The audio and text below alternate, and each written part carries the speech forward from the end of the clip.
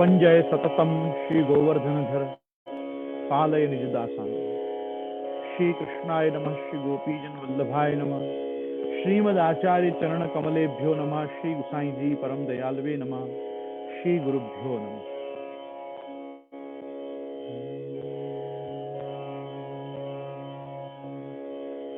श्रुति स्मृति पुराणानाम् आलयम् करुणालयम् नमामि भगवत्पादम् श्रीवल्लभं लोकवल्लभम् वल्लभं विठ्ठलाचार्यं श्रीकृष्णं बादरायणम् सूत्रभाष्यकृतौ वन्दे भगवन्तव पुनः वल्लभाचार्य दिव्याज्ञा प्रतिवासर मुज्ज्वला दिगंत व्यापिनी भूया साहि लोकहितैषिणी सर्वदेश दशाकाले अव्याहत पराक्रमा वल्लभाचार्य दिव्याज्ञा वर्धताम् अभिवर्धताम्। नत्वा श्री वल्लभाचार्यान् पुष्टिमार्गोपदेशकान् विठ्ठलेशान् गुरुन् स्तौमि बालकृष्ण मम प्रभु। श्री कृष्णाय नमः, श्री गुरुभ्यो नमः।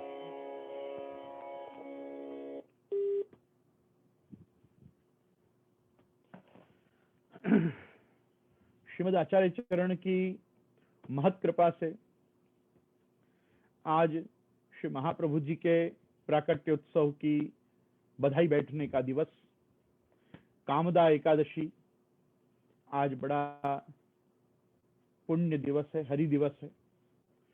आज से अपन श्री महाप्रभु जी के उत्सव की गुजराती में जिसको कहते हैं उजवणी, हम इस जूम अंतर्गत सत्संग सत्रों के द्वारा ऑनलाइन फेसबुक एवं जूम के माध्यम से हम यहाँ से भक्ति सेतु के इस दिव्य प्रांगण से प्रारंभ कर रहे हैं। आप सभी जूम इन सत्संगी जीवों का और जनों का मैं खूब खूब स्वागत करता हूं। मैं गोस्वामी गोविंद राय, भक्ति सेतु आचार्य परिवार एवं नंद भवन आचार्य परिवार की ओर से आप सभी लोगों का खूब खूब स्वागत कर रहा हूं कि आप सब हमारी सत्संग सभा में जुड़े हैं। तो वास्तव में हम ज्यादा समय औपचारिकता में न लेते हुए सत्संग का प्रारंभ करें। ऐसे इस बार जो विषय लिया गया है सत्संग में, वो विशेष करके अष्ट सखाओं में से श्रीमद आचार्य चरण के सेवक ऐसे 4 सखाओं की वार्ता का आधार लेके सत्संग की इस मंडान को सुव्यवस्थित किया गया है। मेरा ऐसा मानना है कि जैसा शास्त्रों में बताया गया है कि धर्मार्थ काम मोक्षाणाम उपदेश समन्वितम पूर्ववृत्तम कथायुक्तम इतिहासम प्रचक्षते। शास्त्र कहता है कि धर्म, अर्थ, काम और मोक्ष, ये चतुर्विध पुरुषार्थों को सिद्ध करने के लिए धर्मार्थ काम मोक्षाणाम उपदेश समन्वितम, उपदेश को इनके साथ जोड़ के पूर्ववृत्तम कथायुक्तम, पूर्व में कोई घटी हुई घटना जो कथायुक्त हो उसको इतिहास कहा जाता है। इतिहासम प्रचक्षते। हमारे यहाँ जैसे पुराणों के लिए भी बताया गया है कि पुरा भवम इति पुराणम, जो पहले हुआ है वो पुराण है। अभी बीच में हम अयोध्या में थे, वहां भी अयोध्या जी में श्रीमद् भागवत जी में वचनामृत करने का सौभाग्य मिला, श्री धाम अयोध्या जी में। तो वहां भी मैंने ये बात सभी के सम्मुख रखी थी कि यन्न भारतम तन्न भारतम। जो चीज सत्युग त्रेता और द्वापर युग में घटी, जो घटना घटी, उसको महाभारत में तो वेद व्यास जी ने ग्रथित कंपाइल किया ही है। अगर वो घटना को, वो अगर लीला के क्रम को, वो कोई ना कोई प्राचीन सत्युग त्रेता द्वापर की घटना को यदि संकेत रूप में भी अगर महाभारत में डॉक्यूमेंट नहीं किया गया है, तो वो चीज भारतवर्ष में, इस जम्बू द्वीप के इस भारतवर्ष में घटना घटी ही नहीं है।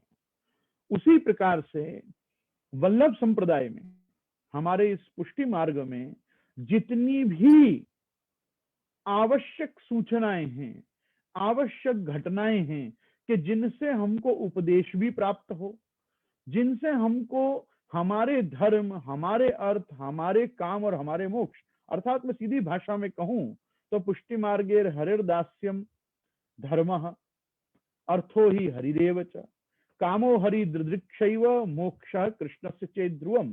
मतलब धर्म, अर्थ, काम और मोक्ष रूपी हमारे प्रिय और प्रभु ऐसे श्री गोवर्धन धर की सेवा का हमारे अंदर भाव और दृढ़ हो, इसके लिए जितनी भी आवश्यक सूचनाएं, मंत्रणाएं, उपदेश हैं, उन सभी को 252-84 वैष्णव की वार्ताओं में संग्रहित किया गया है।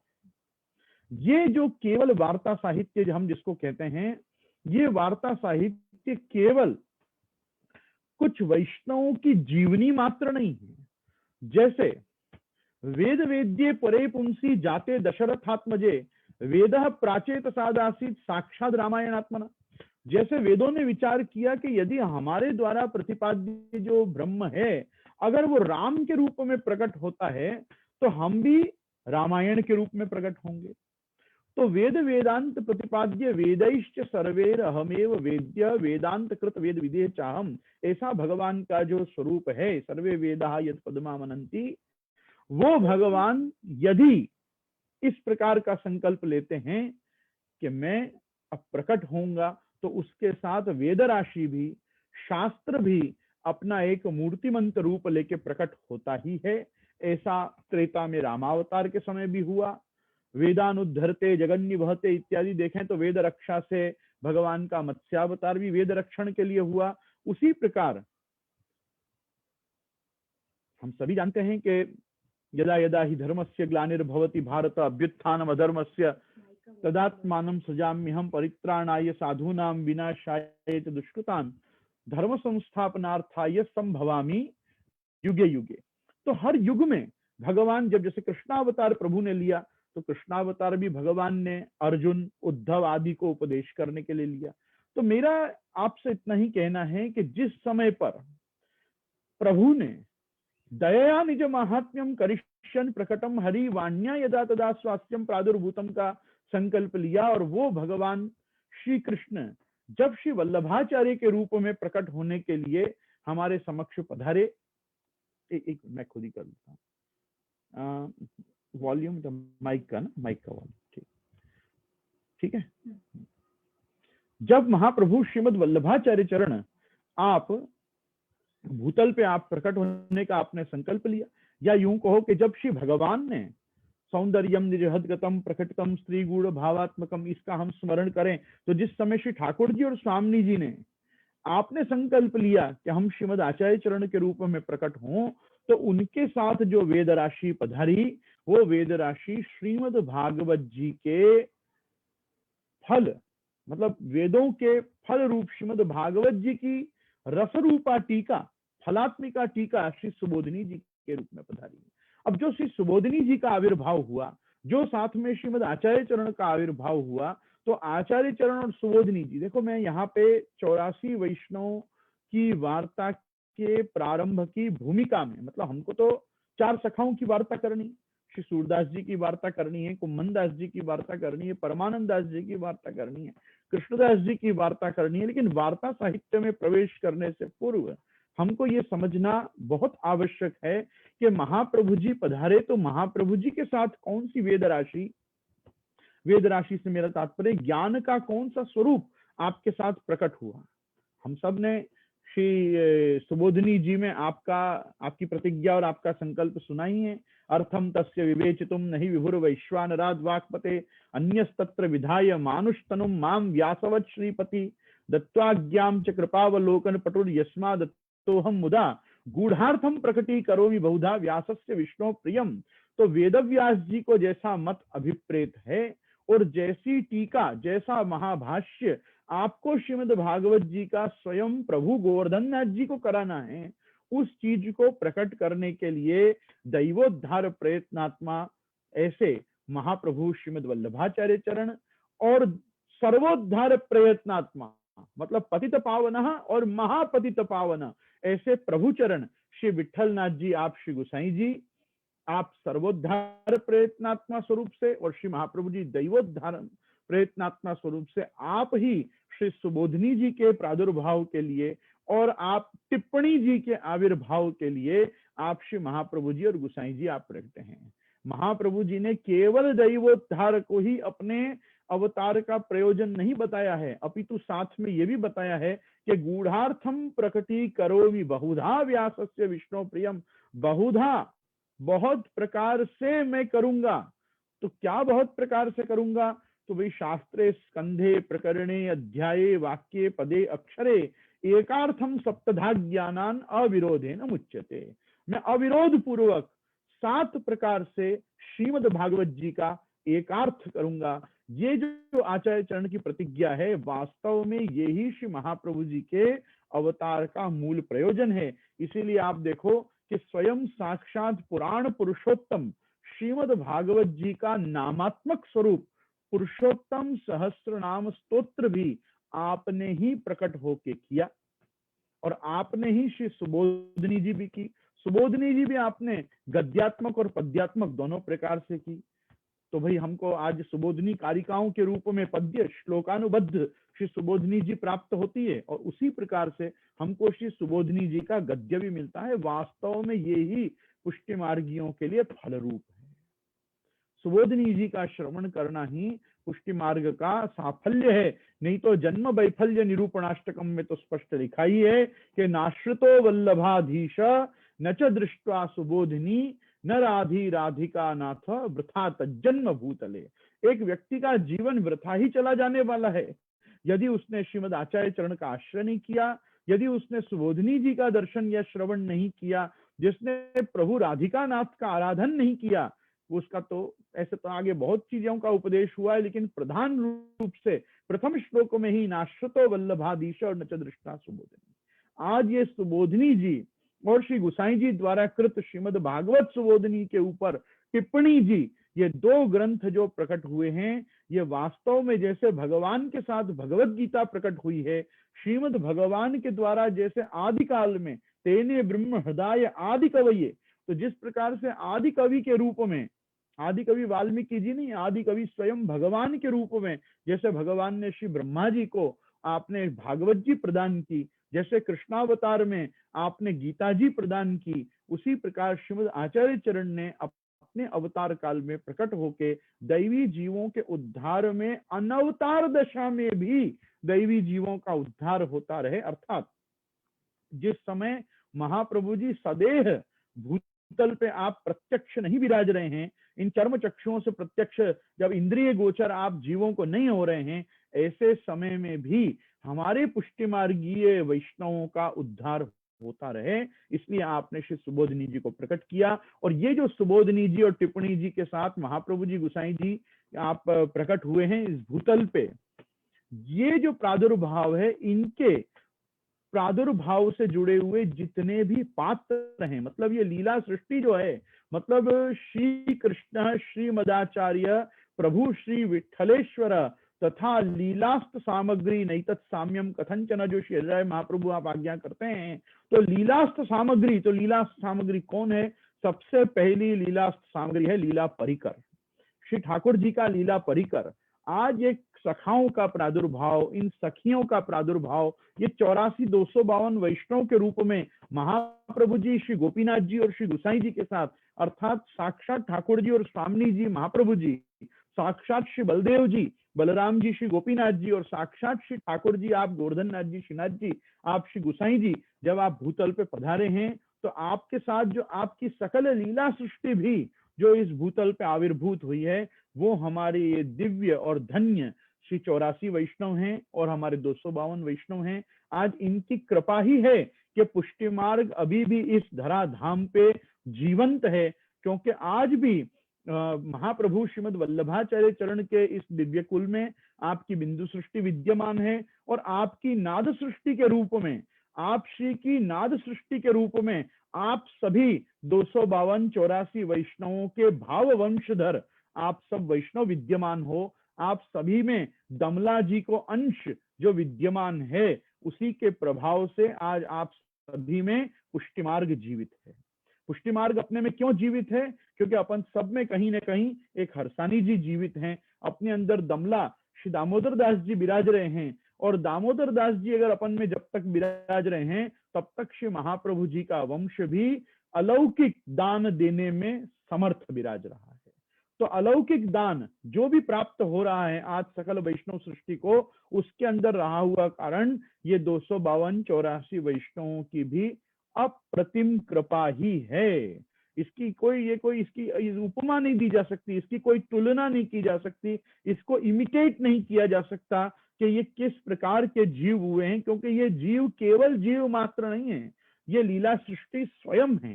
तो अभी हम इन लीला सृष्टि के विषय में चर्चा आगे बढ़ाएं, उसके पूर्व आज के दिन को और आज से प्रारंभ होने वाले इस बधाई के क्रम को समझना भी बहुत जरूरी है।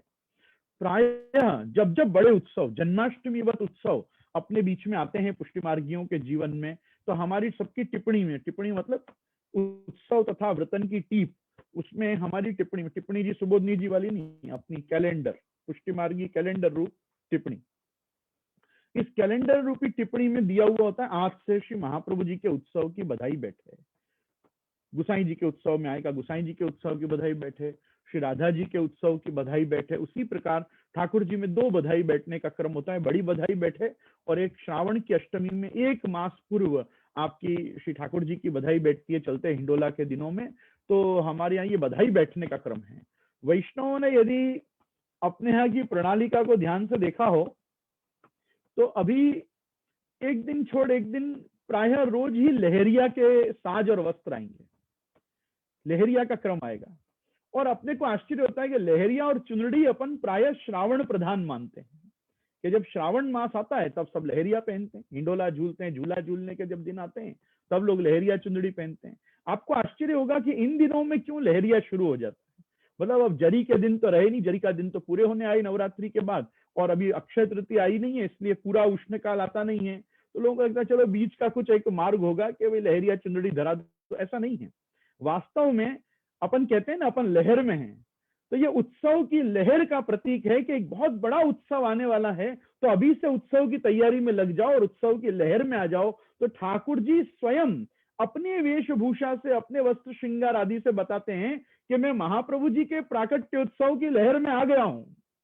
तो ये ठाकुर जी के द्वारा अपन को देखो कैसा बधाई बांटने का क्रम है कि अपन सब भी अब उत्सव की लहर में आ जाएं, क्योंकि श्री ठाकुर जी ने अब लहरिया धर लिया है। तो अब पचरंगी लहरिया, सतरंगी लहरिया, 2 रंग का लहरिया, अभी अलग अलग विविध प्रकार की लहर शुरू हो जाएंगी। ये लहर क्या है? ये आनंद की लहर है, ये सुख की अनुभूति की लहर है कि श्री महाप्रभु जी जो इस पूरे संप्रदाय के उद्भव, स्थिति और संहार में कारण है, मैं तो संहार शब्द भी कहूंगा, जिस समय आपकी इच्छा होगी जाके, तब जाके ये लीला सृष्टि का आप संवरण करेंगे और आप ही इस मार्ग को गुप्त कर देंगे, लुप्त तो नहीं करेंगे आप, क्योंकि भगवत इच्छा से ये मार्ग प्रकट हुआ है।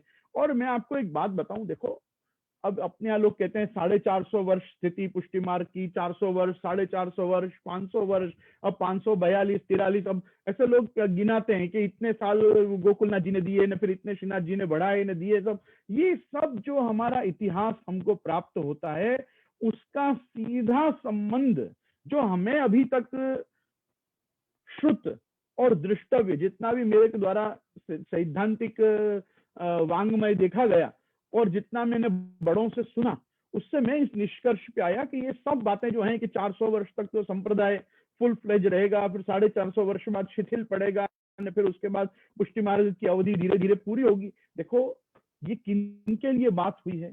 ये बात शुद्ध पुष्टि जीवों के लिए हुई। भाई कुछ समय तक शुद्ध पुष्टि जीव रहेंगे, उसके बाद पुष्टि पुष्टि के जीव रहेंगे, उसके बाद पुष्टि मर्यादा के जीव रहेंगे, उसके बाद पुष्टि प्रवाह के जीव रहेंगे, उसके बाद यूं समझो कि मर्यादा पुष्टि के जीव आ जाएंगे। तो ये वो क्रम से कही हुई बातें हैं, उसका ये कोई अर्थ नहीं है कि पुष्टि मार्ग का लोप हो जाएगा या पुष्टि मार्ग सर्वथा गोपनीय हो जाएगा या पुष्टि मार्ग में कोई मानेगा या आस्था नहीं रखेगा। ये ऐसा कुछ नहीं होने वाला है। अरे अभी पुष्टि मर्यादा के जीव होंगे तो आगे जाके मर्यादा पुष्टि के जीव हो जाएंगे, उससे ज्यादा कोई फर्क पड़ने वाला नहीं है।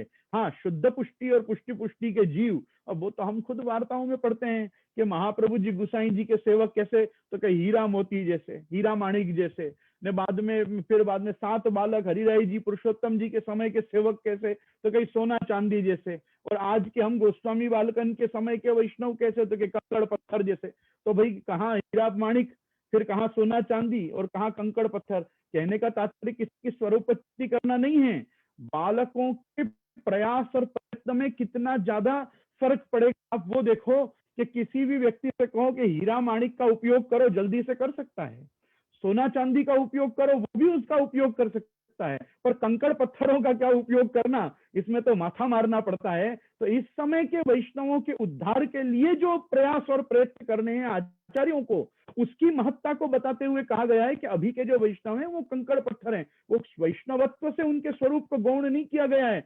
आचार्यों के यूं समझो कि कितना कर्तव्य परायण जीवन और कितनी कर्मठता से उनको कर्म करने पड़ेंगे आचार्यों को, ये उसका द्योतन करने के लिए इतिहास में लिखा गया कि आज के सांप्रत समय के वैष्णव जो हैं वो कंकड़ पत्थर हैं। अर्थात अब तुम इनका उपयोग भगवत सेवा में, भगवत लीला में, भगवत मार्ग में कैसे करते हो और इनको कैसे संप्रदाय से जोड़े रखते हो, ये तुम्हारे लिए चैलेंज है। अर्थात आचार्य बालकों के लिए, यह वल्लभ वंशजों के लिए इस समय एक चैलेंज का समय चल रहा है कि जिस समय पे जहां इतना लौकिकता के थपेड़ों पे थपेड़े लोगों को पढ़ते चले जा रहे हैं, आदि भौतिक जगत में जहां इतनी प्रकार की आदि व्याधि उपाधियों से संसार का सांसारी जीव लड़ रहा है, तो ऐसे समय में उसको भगवन्मुख रखना, उसको मार्ग में रखना, मार्ग के उपदेश उसके साथ बनाए रखना, उसको भक्ति मार्ग पे अग्रसर करते रहना, ये सब चीजों के लिए आचार्यों को कितना पोषण, कितना शिक्षण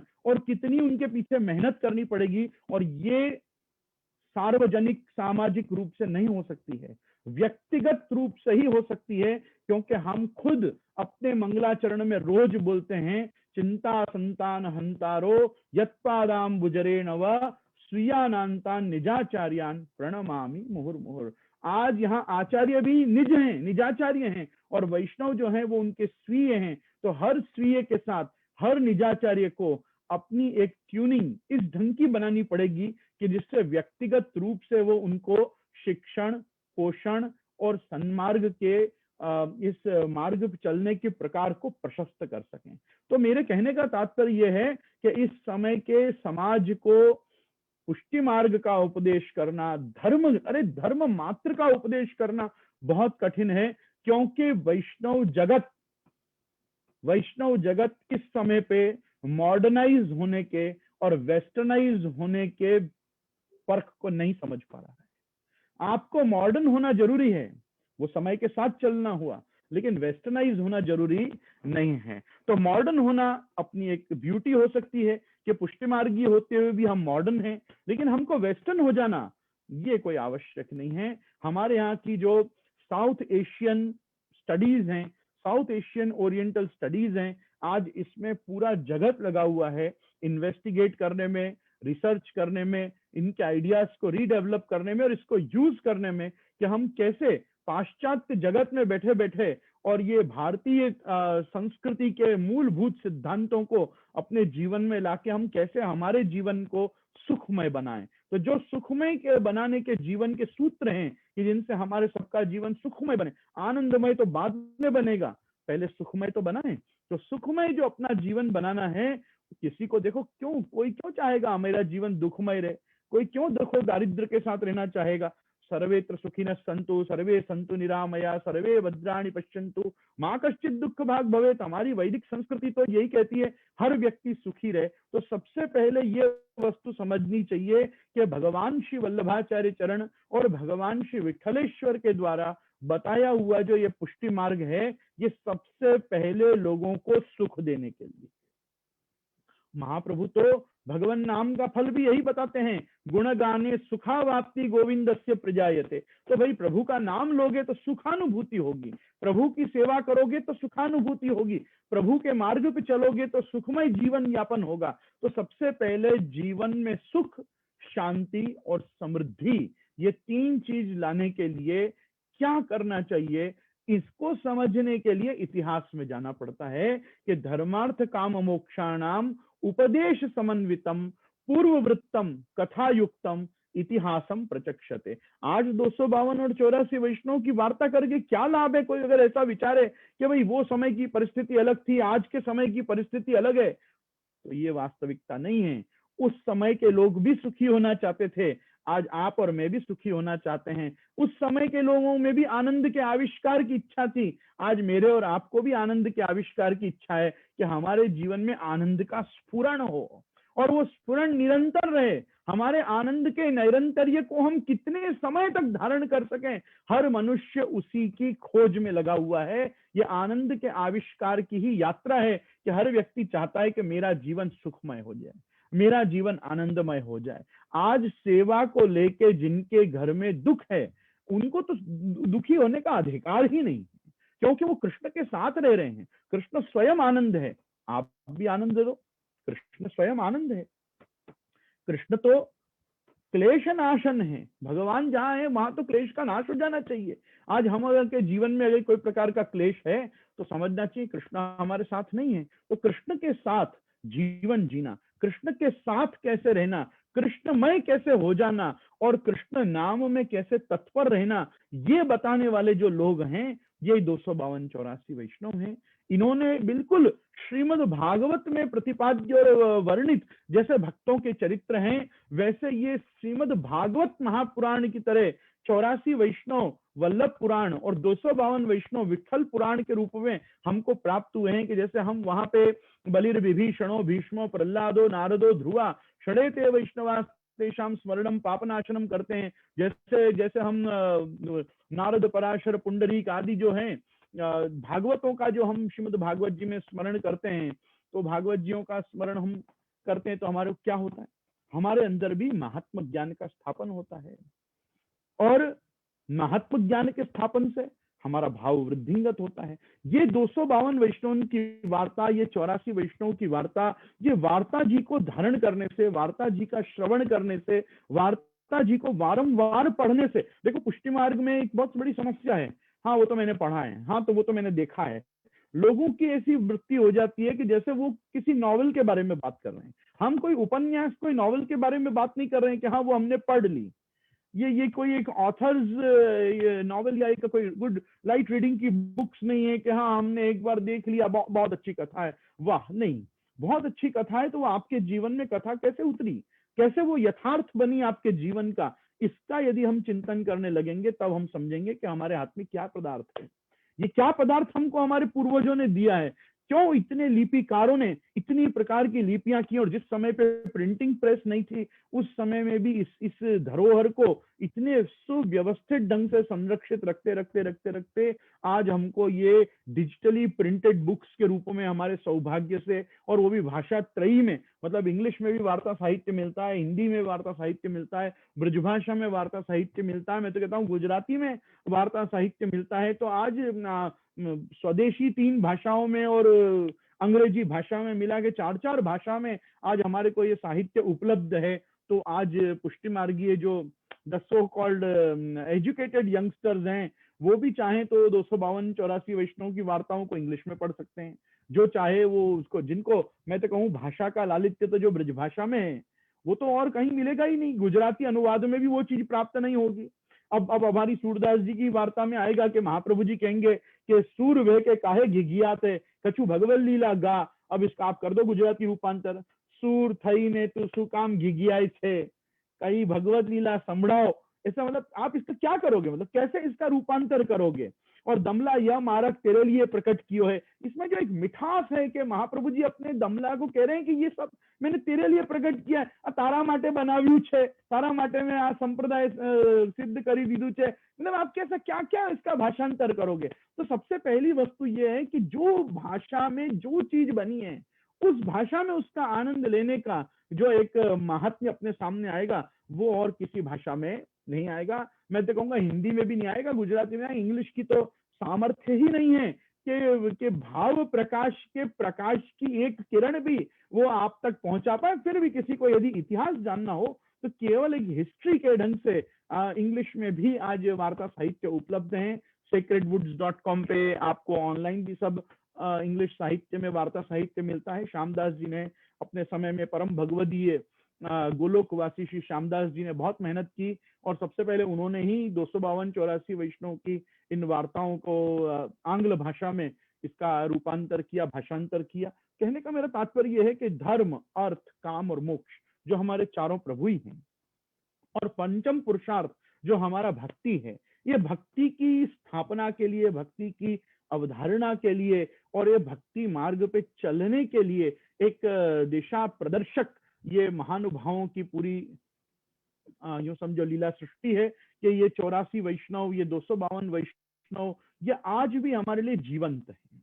ये कोई इतिहास के मतलब उस प्रकार के कैरेक्टर्स नहीं है कि ये हुए थे। मैं तो वापस कहूंगा ये हुए हैं, ये हुए थे नहीं, ये हुए हैं। और ये क्योंकि हुए हैं और ये अपने लिए हैं तो 252 और 84 वैष्णव सदा सर्वदा विराजमान अपने बीच में हैं। जैसे श्री महाप्रभु जी अपने बीच में विराजमान हैं, जैसे प्रभुचरण श्री गोसाई जी और प्रभुचरण द्वय अपने बीच में विराजमान हैं, उसी प्रकार से ये 84 और 252 वैष्णवन की भी नित्य स्थिति है। ये नित्य स्थिति क्यों है? क्योंकि ये नित्य लीला के जीव हैं और नित्य लीला नित्य है। तो भाई हम अपन तो सभी जानते हैं इस बात को कि नित्य लीला, नित्यतावाद पुष्टि मार्ग का कितना एक अभिन्न अंग है। पूरा पुष्टि मार्ग नित्य लीला नित्यतावाद पे ही टिका हुआ है कि यदि प्रभु की लीला है तो वो प्रभु की लीला नित्य है और प्रभु आज भी हमारे साथ रममाण है। क्योंकि इस क्रीड़ा भांड जगत में ये प्रभु ने जो भी कुछ रचा है वो सब अपने संतोष के लिए ही रचा है। तदैक्षत बहुश्याम प्रजायेति सो कामयत बहुश्याम प्रजायेति। प्रभु ने जो भी कुछ प्रकट किया है वो क्रीडार्थ आत्मन इदम त्रिजगत कृतम ते। भगवान ने अपनी क्रीड़ा के लिए ही ये जगत की संरचना की है। तो भगवान ही इस जगत की उत्पत्ति, स्थिति, लय, उसी का अभिन्न निमित्तोपादान कारण ब्रह्म आप स्वयं साक्षात श्री गोवर्धन धर हैं। वो श्रीनाथ जी के ही ये सब सखा हैं, जिनमें से हम 4 सखाओं की वार्ता को इन हमारे बधाई के इस लहर के दिनों में, लहरिया धरा धरा के ठाकुर जी को हम सत्संग में अपने साथ जोड़ेंगे। विशेष करके महाप्रभु जी के उत्सव के अंगभूत ये वचनामृत क्रम है। तो आज महाप्रभु जी का यश गाने से ही हमको प्रारंभ करना चाहिए हमारे सत्र को। मेरी ये तो भूमिका मात्र तो केवल आप सबों की इस सब्जेक्ट में रुचि बढ़े उसके लिए मैंने प्रयास किया कि मैं थोड़ा अपने मन का आपके साथ बांटूं कि मैं किस प्रकार से इन 84 वैष्णवों के दर्शन करता हूं, किस प्रकार से मैं इन 252 वैष्णवों के दर्शन करता हूं। ये मेरे लिए वास्तव में रामायण और महाभारत वत ही हैं। ये मेरे लिए वास्तव में श्रीमद् भागवत जी वत ही हैं। तो मैं आपके साथ सर्वप्रथम ये बांटना चाहूंगा कि श्री महाप्रभु जी का उत्सव क्योंकि हमारे सामने आया है, तो महाप्रभु जी के उत्सव का अपने यहाँ क्या प्रकार है, क्या क्रम है, वो उत्सव के दिन हम इतना डिस्कस नहीं कर पाएंगे कि हम हमारे सत्र के पीक पे होंगे। तो आज मैं थोड़ा आपके साथ इस चीज को भी बांटूंगा और फेसबुक पे एवं यूट्यूब पे जो भी लोग हमारे साथ जुड़े हुए हैं, मैं आप सबका पुनः एक बार नंद भवन हवेली एवं हमारे इस भक्ति सेतु आचार्य परिवार की ओर से मैं वापिस गोस्वामी गोविंद राय आप सभी का स्वागत करता हूं। जो बाद में जुड़े हैं आप सबका भी मैं स्वागत करता हूं और स्वागत इसी अर्थ में करता हूं क्योंकि आप श्री महाप्रभु जी के हो, आप श्री प्रभुचरण गोसाई जी के हो, आप श्री नाथ जी, श्री यमुना जी के हो और इसलिए आप सहज ही में आप सब मेरे हो। तो मैं मेरे अपनों का खूब खूब मेरे इस सत्संग सदन में, इस ऑनलाइन सत्संग सदन में मैं आप सभी का स्वागत करते हुए आचार्य चरण के उत्सव के महात्म्य को यहाँ आपके साथ अब डिस्कस करना शुरू कर रहा हूँ। तो कहते हैं कि वैशाख कृष्ण एकादशी श्री वल्लभ जयंती, देहली बीड़ा बगीचा परिक्रमा में माला गली आदि धेरा सब ठोर बंधन माल दुहेरे गादी तकिया जड़ाऊ लाल साज सब जड़ाऊ सोना के बासन कुंजा वाटन झापुआ आदि सब गादी सफेद चादर उष्णकाल के कारण बड़े उत्सव तीनन में बगीचा माला गली आदि ये लिए मढ़े आंगन लीपो चौक पुरावो चीतो भीड़ पछीत भावसो, ये उत्सव नगाड़ा बंद कहे गए हैं। ये बहुत बड़ा उत्सव है। अपने यहाँ सीधी भाषा में कहें तो इसको जन्माष्टमी वत माना जाता है। जन्माष्टमी वत महाप्रभु जी का प्रादुर्भाव एकादशी का है। आपने ध्यान दिया होगा पुष्टि मार्ग का भी जो प्रादुर्भाव है वो अपन जानते हैं। श्रावण श्यामले पक्षे एकादश्याम महानिशी साक्षात भगवता प्रोक्तम तदक्षरश उच्चते। प्रभु ने भी एकादशी के दिन ही प्रकट होकर पुष्टि मार्ग को प्रकट किया। महाप्रभु जी ने भी मूर्तिमंत भगवान श्री कृष्णास्य ने भी आपने 11 के दिन ही प्रकट होके और पुष्टि मार्ग को प्रकट किया। उसका भी आगे कारण बताएंगे क्यों महाप्रभु जी ने एकादशी का ही चयन किया। तो भाई पहले कह रहे हैं कि ये जो उत्सव हैं ये नगाड़ बंद कहे गए हैं। जन्माष्टमी महाप्रभु उत्सव गुसाई जी उत्सव चौकी आदि जड़ाऊ वस्त्र मलमल के केसरी सफेद किनारी के दोहरा के कमलवारी पिछवाई खंड वस्त्र चाकदार खुले बंद को, यदि ठंड होए तो बंद दूसरे दिन खुले, दूसरे दिन पिछोड़ा ठाड़ो वस्त्र सफेद यश के भावसों तथा गर्मी के कारण रास रसिक स्वरूप भावसों मोती को चौकता शाम धरती में मोती के काम को। श्री जी में क्या क्रम है वो उसका यहाँ पे निरूपण कर रहे हैं कि श्री जी में ये उत्सव पे क्या विशेषता रहती है। कुल्हे केसरी 2 जोड़ के आभूषण बाजू पहुंची हार हमेल त्रवल तथा कटला हास आदि जोड़ मयूर पक्ष 5 को वनमाला को श्रृंगार कुंज जूही वल्लरी अक्काजू को 7 बालकन को गोविंद जी को हार दुल्लड़ी को चोटी कुंडल नवरत्न के श्रीहस्त में मोती को कमल बाहर चंदन को बड़ो बंगला डोल तिवारी में आवे सांझ के अनुसार में सजावट होए महाप्रभु की पादुका को अभ्यंग होए स्थान होए श्रृंगार होए पृथक भोग आवे एक थाल में 800 मणि कोठा में दोपहर को अनुसार हिंडोला खाट में होए सो जन्माष्टमी तक होए छठी के श्रृंगार दिन तक 800 राजभोग में सम्मुख माला बड़ी नहीं होए जन्माष्टमी के दिन तक जलेबी को वारा जन्माष्टमी उत्सव सामग्री आधो नेग जन्माष्टमी का आधा नेग क्रम रहा है महाप्रभु के उत्सव का। आधो नेग 5 भात नारंगी भात वगैरह अभ्यंग उपटन होवे दिन भर बधाई गवे ग्वाल भीतर होए महाप्रभु की सेवा हेतु भोग आरती शामिल होए। आज ही के दिन श्री गोवर्धन पर श्रीनाथ जी गोवर्धननाथ जी समस्त अवयव के साथ मध्याह्न में संवत 1535 में गोवर्धन से उद्भूत भय पीठिका के साथ आज जो आपने दर्शन दिए श्री श्रीनाथ जी ने, आज ही के दिन श्रीनाथ जी का भी जैसे वाम भुजा का प्रादुर्भाव का अपन ने श्रीनाथ जी की प्रागट्य वार्ता में सब क्रम देखा था, तो उसके बाद महाप्रभु जी के उत्सव के दिन ही श्री जी का भी गोवर्धन पर्वत पे प्रादुर्भाव है। तो आज गोवर्धननाथ जी का भी यूं देखो तो उत्सव। श्रीमद वल्लभ महाप्रभु को संक्षिप्त परिचय। आपको प्राकट्य विक्रम संवत 1535 तत्व गुण बाण भूवि प्राकट्य 1535 में तत्व 5 ये अलौकिक पंच तत्व ब्रजभूमि की महत्ता बतावे हैं। पृथ्वी तत्व यमुना जी को अंगीकार कराए स्वीकृत करनो, प्रभु विग्रह जल तत्व नंद कुमार श्री कृष्ण की लीला दर्शानो, तेज तत्व गोवर्धन को हरिदास माने उनसे समुद्भूत प्रभु एक रस मानो, रसदान लीला रसलीला प्रकट करनी वायु तत्व अपने ग्रंथन को गूढ़ार्थ प्रकट करनो और आकाश तत्व। ये 3 गुण, तो 3 गुण कौन से? सत्व रज और तम। ऐसे ही आदि भौतिक मनुष्याकृति, आदि दैविक श्री कृष्णास्य और आध्यात्मिक श्री वल्लभ रूप रसात्मा सौंदर्यम निजहृदगतम आदि श्री कृष्णास्य आध्यात्मिक करुणावंत आदि भौतिक हुताशनम। आदि दैविक महाप्रभु के 3 स्वरूप या प्रकार प्रकट हैं। आपके ग्रंथ में सिद्धांत मुक्तावली में आज्ञा करी है यथा जलम तथा सर्वम यथा शक्त्या तथा बृहत यथा देवी तथा कृष्ण तत्राप्येतादि इत्यादि उच्यते। तो ये सिद्धांत मुक्तावली कारी का यहाँ पे कोट करने का तात्पर्य सिर्फ इतना है कि जैसे प्रभु के आदि भौतिक आध्यात्मिक और आदि दैविक स्वरूप हैं, वैसे ही श्री महाप्रभु जी ने भी आदि भौतिक मनुष्याकृति द्विजवर देह धारण करके आपने प्रकट करी। आध्यात्मिक रूप से यहाँ पे कह रहे हैं कि आप हुताशन हैं और आदिदैविक रूप से आप साक्षात श्री ठाकुर जी और श्री स्वामी जी का आप स्वरूप हैं। हुताशन अर्थात अग्नि वैश्वानरत्व। तो आध्यात्मिक रूप से वैश्वानर, आदिदैविक रूप से श्री कृष्णास्य श्री कृष्ण आप स्वयं, और आदि भौतिक रूप से आप तैलंग कुल तिलक के रूप में आप प्रकट हुए हैं। सो द्विज कुल प्रगटे श्री हरि सुंदरता की रास। तो ये प्रकार से यहाँ कह रहे हैं कि पंचबाण कामदेव के हैं और इनके धर्म भागवत में 12 स्कंद के 8वें अध्याय में कामदेव के पंचमुख या प्रकार से वर्णित करे हैं। संध्यस्त्र धनुषिम काम पंचमुखम, तथा चूर्णिका में पंचमुख शोषण, दीपन, सम्मोहन, तापोन्मादनेति पंचमुखा। शोषण, दीपन, सम्मोहन, तापन और उन्मादन, ये 5 बाण कामदेव के बताए गए हैं।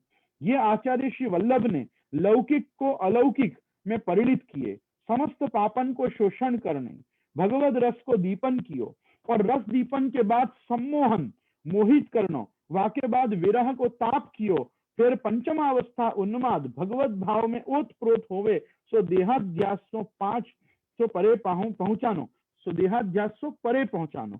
यासो कामदेव के बाण की संख्या 5 भई। पंच बाण कामदेव वत महाप्रभु की लीला। तो क्या कार्य हैं ऐसे महाप्रभु के, तो वो यहाँ विस्तार से समझा रहे हैं श्री महाप्रभु जी के स्वरूप को, कि भाई उनके 5 बाणों के जो कार्य हैं वो क्या हैं। तो कहा पहले शोषण, दीपन, सम्मोहन, तापन और उन्मादन, ये 5 कार्य जो हैं वो कामदेव के पंच बाण करते हैं। तो ये तो लौकिक के अंदर करते हैं। महाप्रभु की क्या विशिष्टता है कि आप यही कामदेव के पंचबाण को अलौकिक काम से आप जब आप संधान करते हैं तो अब आप 5 प्रकार से जीव का कल्याण करते हैं। तो समझाया कि सबसे पहले समस्त पापन को शोषण, पहला कार्य, पापों को हरना। देखो पापों को हरना ये भगवान श्री हरि का सबसे पहला कार्य। हरिर हरति पापानि दुष्ट चित्तैरपि सदा। सबसे पहले प्रभु क्या करते हैं, जब प्रभु का संबंध होता है तो प्रभु जीव के पाप होते हैं। हमारे यहाँ भी ब्रह्म संबंध में क्या होता है, ब्रह्म संबंध करणात् सर्वेशाम देह जीवयो सर्वदोष निवृत्ति ही दोषा पंचविधा स्मृता। तो जैसे पंच दोष की निवृत्ति ब्रह्म संबंध से है, विश्व श्री महाप्रभु जी के प्रादुर्भाव से, महाप्रभु जी के अवतार से भी जीव के अंदर से ये 5 प्रकार के लौकिक दोष हटा के इनका अलौकिकीकरण जो महाप्रभु आप वल्लभाचार्य कर रहे हैं, तो उसको यहाँ कह रहे हैं कि समस्त पापन को शोषण करी, भगवद रस को दीपन करना। जैसे लौकिक काम उद्दीप्त होता है वैसे भगवद रस अपने में उद्दीप्त हो, उसके लिए कहा कि उद्दीपन। और फिर क्या कहा, सम्मोहन। अब सम्मोहन कैसे, ये प्रभु के रूप से मोहित करना। अब प्रभु का रूप दिखा के और अब फिर हम मोहित कर रहे हैं, तो प्रभु का दर्शन करे बात कौन ऐसा है कि जो मोहित ना हो, क्योंकि भगवान का तो स्वयं स्वरूप कोटिकंदर लावण्य युक्त है। तो करोड़ों कामदेव को जो मोहित कर सके, ऐसे प्रभु का दर्शन करा के हमारा मोहन करना, अर्थात हमारे को सम्मोहित कर देना। और उसके बाद क्या कहा, तापन। अब ताप का दान करना। तो भाई महाप्रभु जी का तो यही कार्य है कि तस्माद् आचार्य वर्यास्तु ब्रह्म संबंध कारणात् ताप क्लेश प्रदानेन निजानाम भाववर्धकः। तो अपने निज जीवों के भाववृद्धि के लिए श्रीमद आचार्य चरण आप ताप का भी दान कर रहे हैं। और उसके बाद उन्माद। अब देखो ये उन्मत्त अवस्था कैसी है, ये गोपीजनों में भी आई थी। इत्युन्मत्त वचो गोप्यः कृष्णान्वेषण कातरः कृष्णान्वेषण दर्शन कातरः। तो उस समय पे गोपीजनों में भी उन्माद आया है। तो जैसी उन्मत्त गोपीजन है भगवत दर्शन की लालसा को लेकर जिस प्रकार से उनका अन्वेषण कर रही हैं, वैसे जीव में भी उस प्रकार के उन्माद का स्थापन करना कि हमारे को भी प्रभु के दर्शन की, प्रभु के सेवा की और प्रभु की प्राप्ति की वैसी ही लालसा अपने में बनी रहे। तो कहा कि फिर पंचमावस्था उन्माद भगवत भाव में ओतप्रोत होवे, सो देहाध्यास सो परे पहुंचानो। देहाध्यास से परे पहुंचाने का मतलब है कि जो प्राणाध्यास, इंद्रियाध्यास, अंतःकरणाध्यास ये सब हैं, इनसे बाद में 5वां अध्यास है स्वरूप विस्मृति। तो स्वरूप ज्ञान करा के, दासोहम का बोध करा के भगवत सेवा में उसको लगाना जीव को, ये कार्य भी श्री महाप्रभु जी का है। तो कह रहे हैं भूई, ये सारे सुख वर्णन ग्रंथ में हते, पर भूवी, भूवी शब्द को समझना चाहिए कि महाप्रभु आप स्वयं इस चीज को हमको समझाते हैं कि भगवान एव ही फलम स यथावीर भवेद भुवि। भगवान फलात्मा, फल रूप कब होता है, जब भगवान इस भूमि पे आविर्भूत होता है। तो जब तक श्री महाप्रभु जी भी आप केवल गोलोक में ही विराजेंगे, तब तक सकल पुष्टि सृष्टि जो आपके अवतार के प्रयोजनार्थ यहाँ पे प्रकट हो चुकी है, उसका उद्धार कैसे होगा? तो भाई वो तो पहले ही हमको बताया है, नाविर भूयात भवान शेद धरणितलम भूतनाथो दितासन मार्गध्वांतन तुल्या निगम पथगतो देव सर्गे जाता आदि वल्लभाष्टक में वर्णन है कि यदि आपका आविर्भाव ही नहीं होगा तो दैवी सृष्टि व्यर्थ हो जाएगी पूरी। तो दैवी सृष्टि का जो प्रादुर्भाव है उनके साफल्य के लिए ही श्री महाप्रभु जी का भूमि पे प्रकट होना जरूरी है। देखो जिन सखाओं के, ये कृष्ण सखा, सूरदास जी, चंपक लता, इनको अलौकिक भाव रूप, अब ये सब भाव प्रकाश में जब हम पढ़ेंगे तो ये तो समझना पड़ेगा कि इनका उद्धार लीला सृष्टि होते हुए भी श्री महाप्रभु जी के अवतार और महाप्रभु जी की सन्निधि और कृपा बिना संभव नहीं है। ये अपने आप अपने स्वरूप बल से उद्धृत नहीं हो सकते, क्योंकि ये लीला सृष्टि कोई द्वापर में, त्रेता में, सतयुग में नहीं जन्मी है, ये कलयुग में जन्मी है। तो कलिमल कलुष में जो इनका संस्पर्श होगा, चाहे भले सहजादेश कालोत्था में जैसे सहज दोष केवल देह संबंध से जन्म मात्र से अपने में आ जाते हैं, वैसे इनका भी जो प्रागट्य इस भूतल पे हुआ है वो भले अलौकिक के अर्थ में हुआ है, लेकिन लौकिक संबंधों की गंध मात्र से भी लवलेश भी जो इनमें कली का प्रवेश हुआ है उसके निवारण के लिए तो कली में एक बड़ो आधार ये महाप्रभु और श्री गोसाई जी के रूप में ही आपको पधार के इनका उद्धार करना होगा। इसलिए कह रहे हैं कि यह सारे सुख वर्णन ग्रंथ में होते, पर प्रत्यक्ष श्री वल्लभ ने भूतल पे ब्रज में ब्रजराज के समक्ष नचवाए खिलवाए दिए, यही भूमि तत्व को प्राधान्य भयो। या प्रकार 1535 की सिद्धि भाई कि क्यों 1535 में आपने अवतार लिया। अब देखो महाप्रभु जी का जो अवतार है वो मूल रूप से वैशाख मास में है। मैं ऐसा समझता हूं कि बहुत से लोग आज भी जो जो जो गुर्जर पंचांग देखते हैं, जो गुर्जर पद्धति से पंचांग का कैलेंडर का दर्शन करते हैं, वो लोग चैत्र में महाप्रभु जी का जन्म मानते हैं, पर चैत्र में महाप्रभु जी का जन्म नहीं है। महाप्रभु जी का जन्म शुद्ध रूप से वैशाख में ही है। तो वो किस प्रकार से है वो देखो, तो यहाँ कह रहे हैं वैशाख मास को महत्व, माधव सिते वैशाखे मासी तनयो मधुसूदन वल्लभे, प्यारो वैशाख मास होवे सो मधुसूदन ही वल्लभ रूप में प्रगटे हैं। मासो वैशाख नामो में प्रियो वै मधुघातिनः सर्वाश्चातिथयो मध्य माधव एकादशी प्रिय। पद्म पुराण का ये श्लोक है। यहाँ पे कह रहे हैं कि यथा ते माधवो मासो वल्लभो मधुसूदनः, ब्रह्म पुराण याही सो आप वैशाख मास में प्रगटे हैं। आप वही भगवान मधुसूदन वैशाख में जब प्रकट होते हैं तो श्री वल्लभ नाम से प्रकट होते हैं। ते माधवो मासो वल्लभो मधुसूदना, मधुमास और माधव मास, ये मधु माधव मेवच, तो ये माधव मास है। तो यहाँ कह रहे हैं वैशाख महात्म्य में 4 बात प्रधानतया पुराणों में वर्णित है। वैशाख में 4 चीजों की प्रधानता है। देखो महाप्रभु जी का प्रादुर्भाव वैशाख मास में क्यों है, अभी हम इसकी सिद्धि के लिए ये वार्ता कर रहे हैं। तो ये वैशाख कृष्ण एकादशी, तो वैशाख कृष्ण एकादशी कैसे बनी, तो ये कह रहे हैं कि वैशाख महात्म्य जो शास्त्रों में पुराणों में दिया है इसमें 4 वस्तु बताई है। पहले ये मास प्रभु को प्रिय है, तो कहा भगवान को प्यारो वैशाख मास। दूसरी, ये मास में प्रेतोद्धार की कथा है, प्रेत मुक्ति की कथा है। तीसरी चीज है तुलसी दल, अश्वत्थ पूजन, ये चीजों की कथा है इसमें। और चौथी चीज है कि छत्र पादुका जल पंखादि दान विधि श्राद्ध आदि का वर्णन है। तो वैशाख में इन चीजों का बड़ा आग्रह पूर्वक देखा गया है। तो ये बता रहे हैं यहाँ पे कि वल्लभ ने ये मास में प्रकट होय के इन 4 वस्तुओं को सार्थक प्रत्यक्ष कर जीवन को सुख दियो है, वैशाख में प्रकट होय के। कैसे, तो भाई 4 वस्तु कैसे आई। पहली वस्तु प्रभु का प्यारा वैशाख मास, दूसरा प्रेत उद्धार, तीसरा तुलसी का पूजन आदि, और चौथा छत्र पादुका जल पंखा आदि का दान, ये सब। तो ये चीजों को महाप्रभु जी में कैसे घटाएंगे, तो कह रहे हैं भगवान को प्यारो मास, जासो अपने घर घर में प्यारे भगवान को पधराए के जीवन को सेवा को सुख दियो, तो प्रथम कार्य। दूसरा कार्य प्रेतोद्धार का, भगवान की सेवा बिना जो जीव हैं सो प्रेत हैं, उन समस्त जीवन को प्रेतत्व से मुक्त कर देवत्व सिद्ध कियो, भगवत संबंध करा के भगवान उनको हाथ में देकर उनके घर ठाकुर जी पधरा के उनके प्रेतत्व की मुक्ति श्री महाप्रभु जी ने की। तीसरी वस्तु तुलसी की महत्ता, तो कह रहे हैं कि तुलसी द्वारा समर्पण, तुलसी की कंठी, या प्रकार तुलसी की कथनी न करके करणी में परिणित करी कि तुलसी जी का महात्म्य केवल शास्त्रों में जैसा बताया है वो देखते ही मत रहो कि शास्त्र में क्या बताया है। उस तुलसी की कंठी से नाम निवेदन की सिद्धि करो, तुलसी की कंठी से आत्म निवेदन की सिद्धि करो। तुलसी हाथ में लेके अपना आत्म निवेदन करके आत्म समर्पण पूर्वक तस्मादादौ सर्व कार्य सर्व वस्तु समर्पणम और निवेद्य भी समर्प्य सर्वम कुर्यादिति स्थिति, इन सब चीजों को सार्थक करो। तो तुलसी जी की महत्ता भी जैसे वैशाख में बताई, तो उसको यहाँ भी प्रकट किया। वैशाख और कार्तिक दोनों में तुलसी जी की बड़ी महत्ता शास्त्र में, पुराणों में, ब्रह्म पुराण, पद्म पुराण, इनमें वर्णित की गई है। तो यहाँ बता रहे हैं कि ये, और चौथी दानादि की महत्ता, तो समस्त वस्तु प्रभु अर्पण कर प्रभु सुख के साथ वैष्णव भगवदीय को प्रसाद रूप में वितरित करनो सिद्ध कियो। वसंत ऋतु आपको स्वरूप हुए सो आप पुनः या ऋतु में प्रगटे हैं। आपने षड लीला भूतल में प्रकट होकर करी है। 6 प्रकार की लीलाएं श्री महाप्रभु जी की प्रधान रूप से इस भूतल पे प्रादुर्भाव से अपने को दर्शन होती हैं।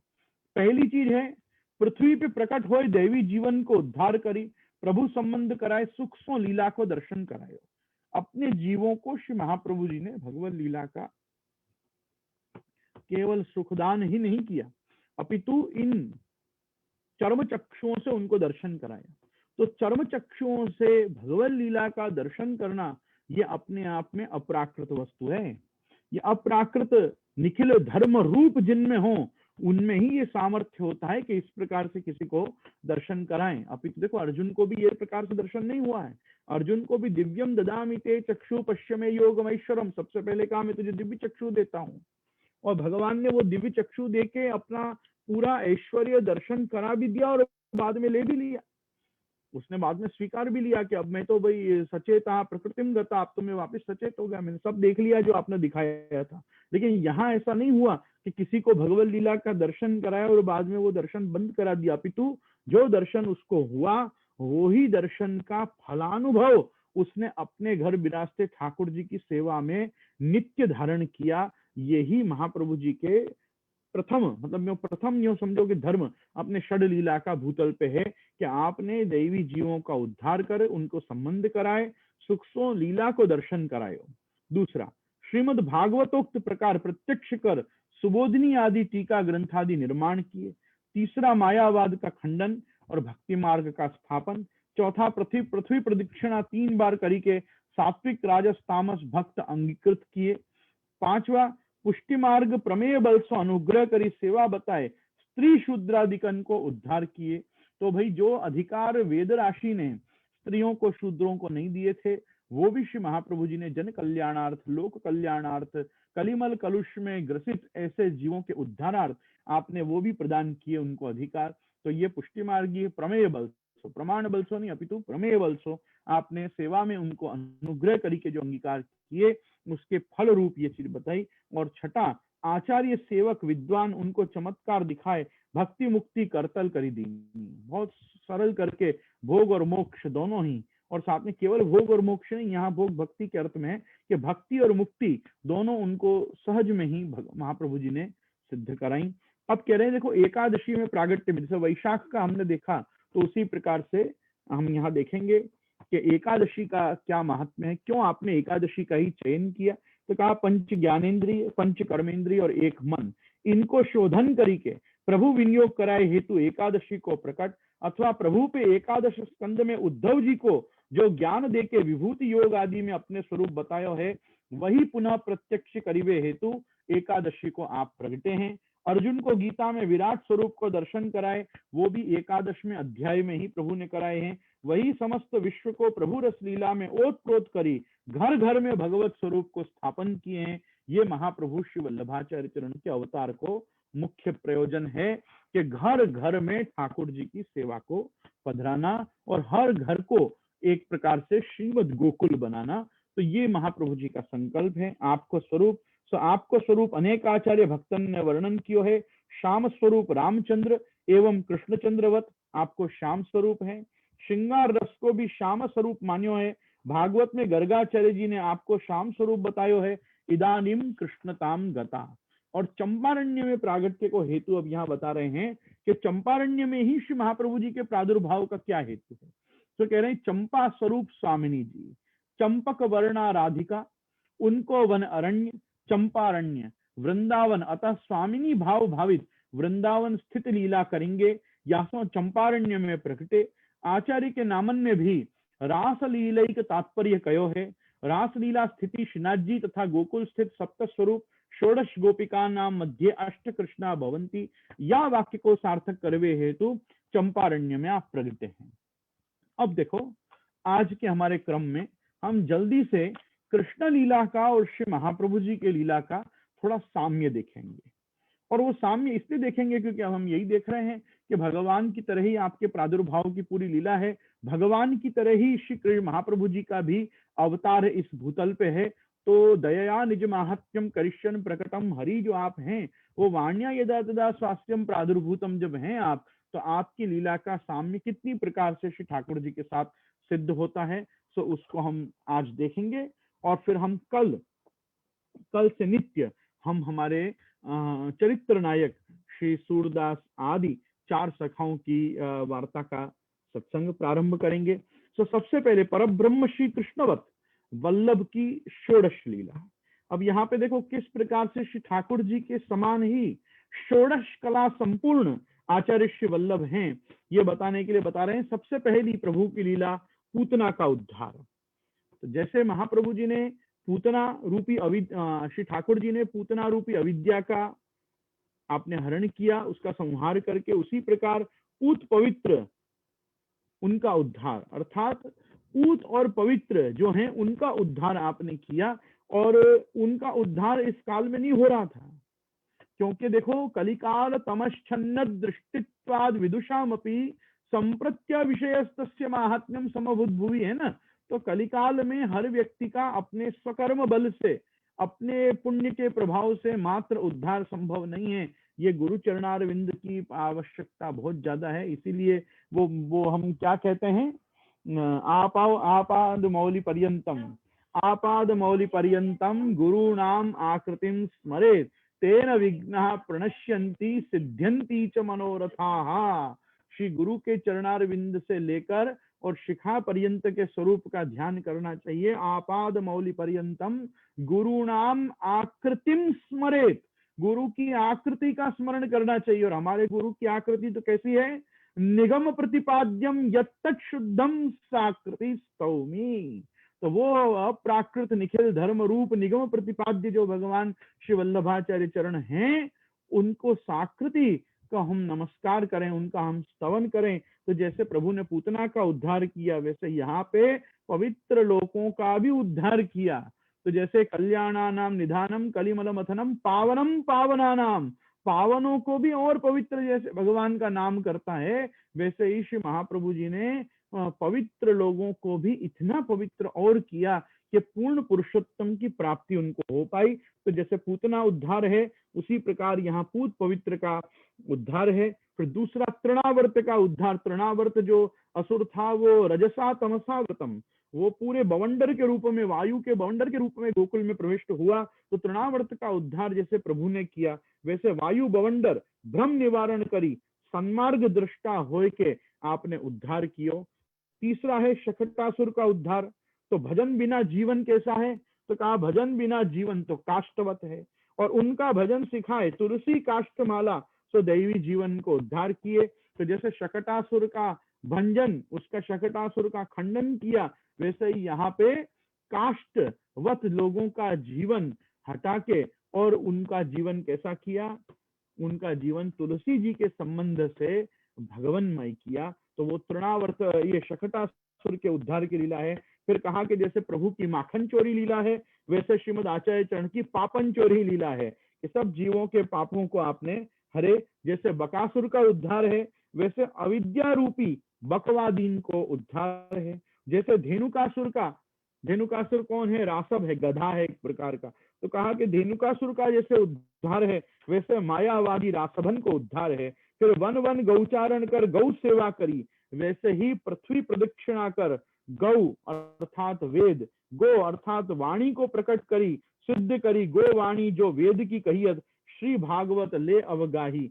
तो उसी प्रकार से आपने गौचारण लीलावत पृथ्वी प्रदक्षिणा कर गो अर्थात गाय, गो अर्थात वेद, गो अर्थात वाणी, इन सभी के द्वारा आपने ये श्रीमद् भागवत जी के अर्थ को प्रकट करके गौचारण लीला को भी सार्थक की।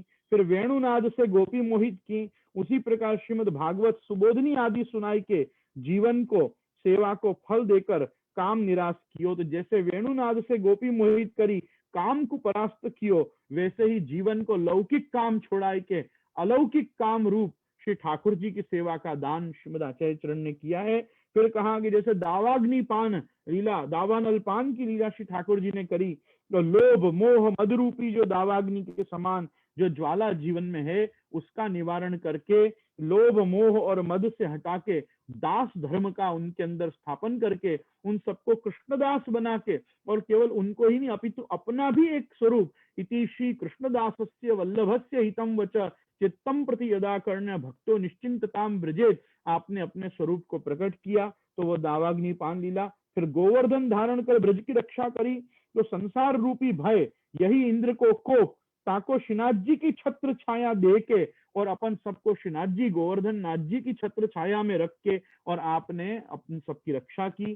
फिर कहा कि श्री दामादि साथिन सो लीला को सुखदान कियो, तो दामोदर दास कृष्णदास आदि के साथ जो भगवद रस को दान कियो। सो 12वीं लीला है कि आप स्वयं नंद नंदन हैं, तो उसी प्रकार यहाँ पे आप द्विज नंदन हैं। और 13वीं चीज ब्रज में आप विराजे, और 13वीं चीज है चंपारण्य से लेके काशी पर्यंत आप सबको मुक्ति दानार्थ और भक्ति के दानार्थ आप विराजे, ब्रज में आप विराजे, समस्त देवता ब्रज में पधारे और उनको परास्त प्रभु ने किए। सो सेवा मार्ग दिखाई के समस्त लोकालोक के देव मानव ऋषि गंधर्व आदि इन सबन को पराजित किए।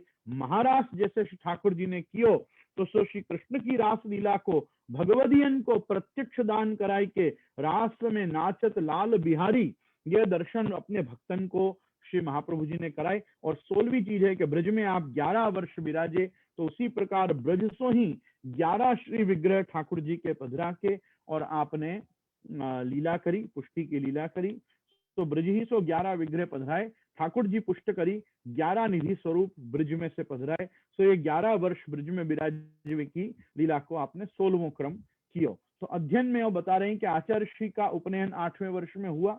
विद्याध्ययन विष्णु चित्त कुल पुरोहित से, सामान्य ग्रंथ कृष्ण यजुर्वेदी की शाखा आदि अपने पिताश्री से, आंध्र देश के तैलंग माधवेंद्र यति से गीता भागवत नारद पांचरात्र आदि पढ़े, तिरुमल से ऋग्वेद सामवेद पढ़े, नारायण दीक्षित से चारों भाष्य संहिता, पाणिनि सूत्र, कणादि भाष्य, योग ग्रंथ, सांख्य मीमांसा, आगम आदि शारीरिक सूत्र ग्रंथ पढ़े, धर्मशास्त्र, ज्योतिष, शिक्षा, अंग साहित्य, काव्य कला, सहयोगी विद्यार्थियों की चर्चा स्वही आपने पढ़ ली ने।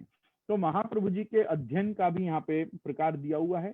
शास्त्रार्थ के जो प्रसंग हैं वो विक्रम संवत 1545 में जगदीश राज सभा में शास्त्रार्थ, विक्रम संवत 1546 में उज्जैन विद्वत सभा में घट सरस्वती को शास्त्रार्थ, विद्यानगर में विद्वत सभा में शास्त्रार्थ विक्रम संवत 48 में करी के दिग्विजय कियो, विक्रम संवत 1549 काशी में मंगल प्रस्थ ढूंढीराज याग्निक के साथ शास्त्रार्थ, विक्रम संवत 1564 काशी में पत्रावलंबन से शास्त्रार्थ करवायो और निरुत्तर किए।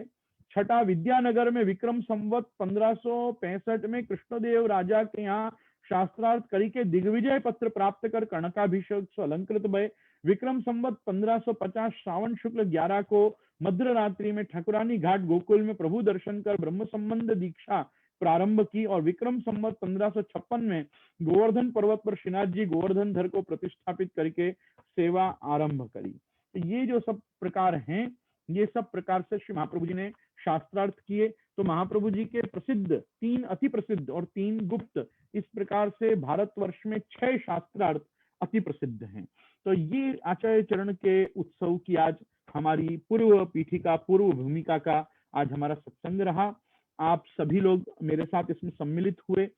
मुझे बहुत बहुत चीजें आपके साथ बांटनी है, इसलिए मैं खास आग्रह करूंगा कि हम सब जब हम एकत्रित हों तो कल 9 बजे से शार्प हम सब एंटर हो जाएं। और मैं भक्ति सेतु हवेली से भी आग्रह करूंगा कि आप जितने लोगों को सत्संग सभा में ले रहे हैं उनको आप 8:50 से लेना प्रारंभ करें, ताकि हम क्षणार्ध भी अन्यथा व्यतीत किए बिना और हम ये हमारे सत्संग को प्रारंभ करें, ताकि मैं वार्ता से इतर भी मेरे जो मनोभाव हैं इन सत्संग के क्रमों में अपने सभी के सामने रख सकूं।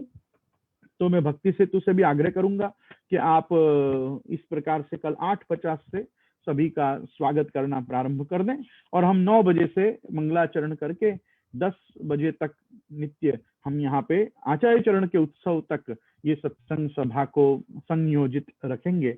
इसी के साथ मैं आज मेरा वक्तव्य यहाँ संपूर्ण करता हूँ।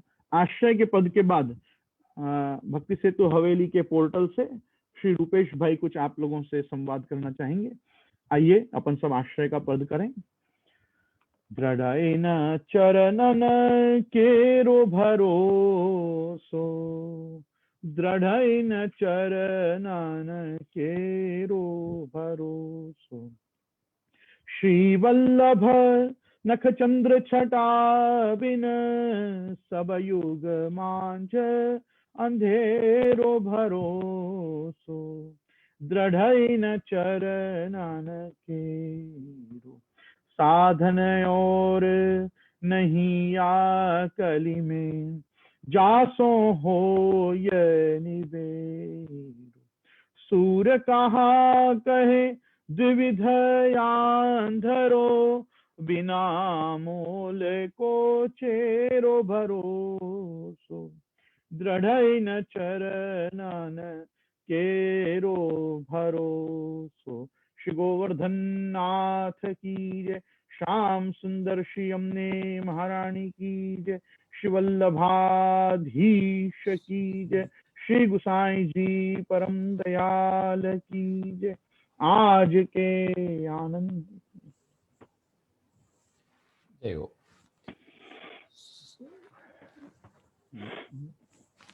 वल्लभकुल परिवार को मेरा दंडवत प्रणाम।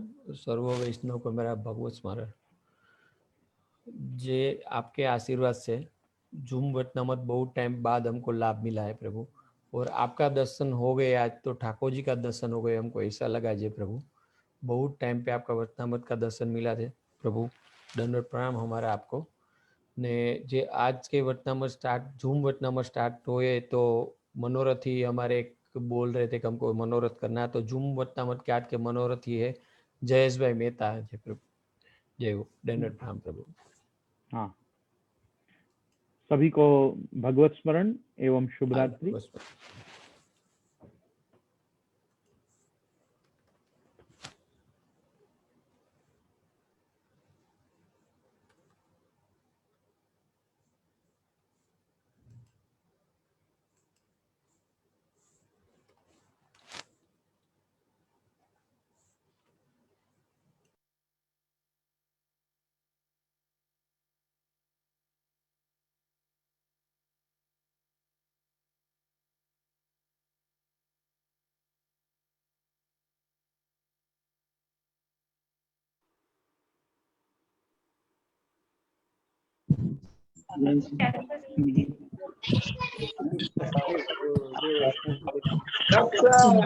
सर्व वैष्णव को